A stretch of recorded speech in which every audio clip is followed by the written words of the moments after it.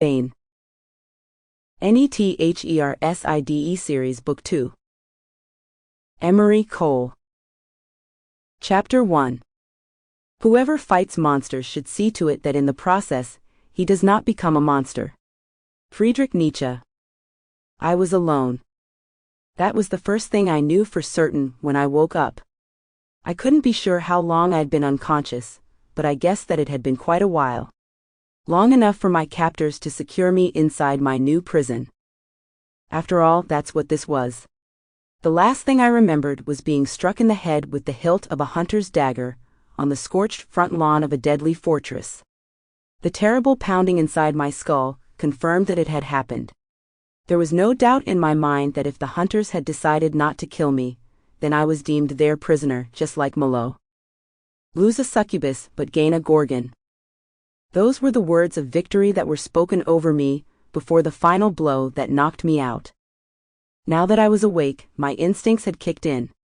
I tried my best to gain my bearings. The most obvious aspect of my unfortunate situation was that I was blindfolded. A thick, scratchy ribbon of fabric had been tied around my eyes with what felt like several tight knots at the back of my head. I assumed that covering my eyes had been the first thing the hunters did. They were the deadliest thing about me. One glance from them, and you would instantly be turned to stone.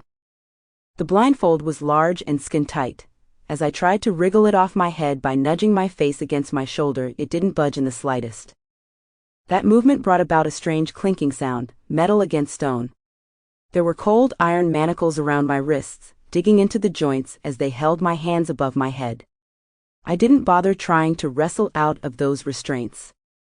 I was seated on a stone floor gritty with earth and bits of gravel, and had slumped against a matching stone wall behind me. The coldness of it seeped through my clothing with ease. There was a sharp, heavy ache in my side, coupled with a stiffness in the fabric of my shirt that suggested it was soaked in dried blood.